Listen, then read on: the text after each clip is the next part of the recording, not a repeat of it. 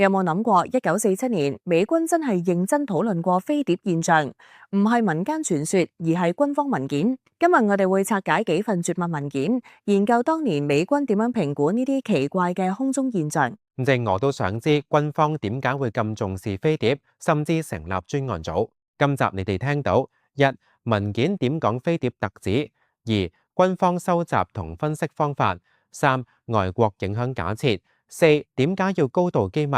準備好未？我哋馬上開始，先講下啲文件入面對飛碟現象嘅基本看法。文件最震撼嘅地方係軍方直接話飛碟現象係真實，唔係幻想或假造。佢哋點解下咁斷定？因為多份報告都係由訓練過嘅飛行員、雷達技術員等專業人士提供，報告數量多，而且細節一致，令軍方認為真係要當作安全問題嚟處理。我覺得最令人驚訝係佢哋唔係即時否定，反而主動分析。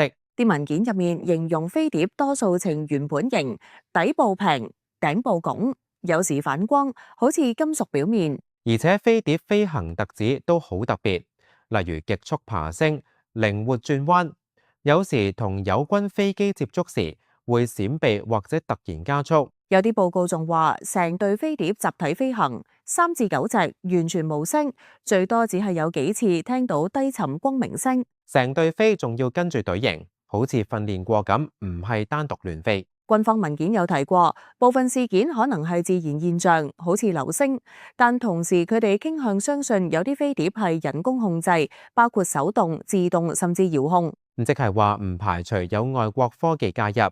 佢哋仲研究過飛碟係咪核動力，因為速度同操作方式太超越當時航空技術。但有冇任何墜毀或殘骸證據，令調查更加困難。其實當時軍方已經成立專門小組，負責收集所有目擊報告，包括雷達、飛行員、地面人員同民間資料。佢哋唔止係收集，仲要分類、評估可靠性，然後定期發出初步報告，最後再出詳細分析。仲有季度報告同補充報告，如果有重大事件就即時更新。軍方專案指定優先級 2A， 安全級別受限制，甚至要求所有資料交換都要經特殊渠道。點解咁嚴？一來涉及國家安全，二來防止外國間諜攞到先進技術情報，仲要防止民間恐慌，因為有啲現象未解釋到。連返文件都要蓋印秘密，同時規定每份文件要返還，唔可以隨便流出。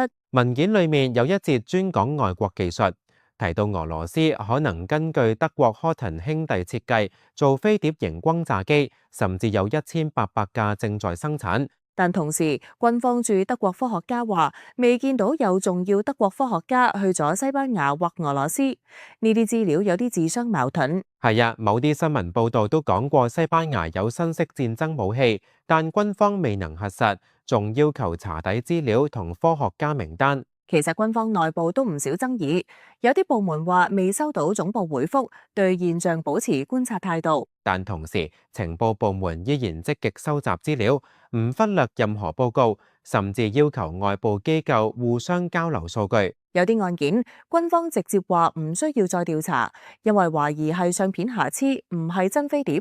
文件推薦成立專案組，邀請陸海空三軍、原子能委員會、科學顧問團隊，包括 RAND、NACA 等一齊分析。咁做法係想集中所有資源，盡快搞清楚飛碟真係乜嘢。每15日要交初步報告，每30日交詳細分析。即係唔止係安全，仲要科技層面，甚至預備將資料分享俾其他政府部門。根據文件形容，如果美國要做出同飛碟接近規格嘅飛機，理論上可以，但要大量資金、時間同人手，仲要獨立於現有項目。而且飛碟形狀、速度、操作方式都超越當時認知，唔排除要用到新式推進技術，好似核動力。所以軍方認為現階段只可以做初步概念研究，唔適合即時投入大量資源。軍方仲會仔細查每個目擊者背景，例如要求 FBI 調查可靠性，特別係民間提出新理論或見解嘅人士。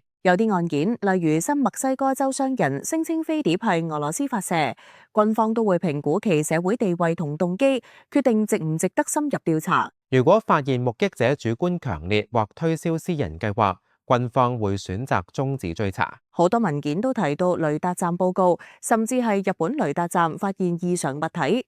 軍方要求即時調查，核實雷達數據。仲有相片分析，某些相片上有奇怪痕跡，但專家認為可能係底片問題，而唔係真飛碟。可見當時科技驗證已經係調查一部分，但都未能提供決定性證據。軍方文件多次要求全國範圍內共享資料，包括海軍、陸軍、科研單位都要定期交換情報，目的係避免重複調查同資訊孤島，尤其係飛碟出現地點遍及北美甚至海外。但實際操作上，機密級別令資料流通有限，只能由指定人員閱覽同簽名記錄。雖然軍方努力收集分析資料，但當時仍然未有實質證據證明飛碟來源，只係推測可能係自然現象、國內超高機密項目或者外國科技。有啲報告預計飛碟飛行速度超過每小時300海里，有時成隊出現，令人難以用傳統航空知識解釋。調查一直延續，而每次新事件都引發更多疑問，軍方只能保持高度警覺。今日我哋拆解咗1947年美軍飛碟文件，3大啟示：一、官方承認現象真確，需要調查；二、跨部門合作，重視資料共享；三、機密保護和背景調查同時並行。如果你想進一步了解飛碟現象，建議你主動追蹤官方解密資料，留意新科技同國際安全議題。多謝大家收聽今集，跟住我哋會再深挖更多未解空中秘密。記得訂閱同留言，分享你嘅睇法。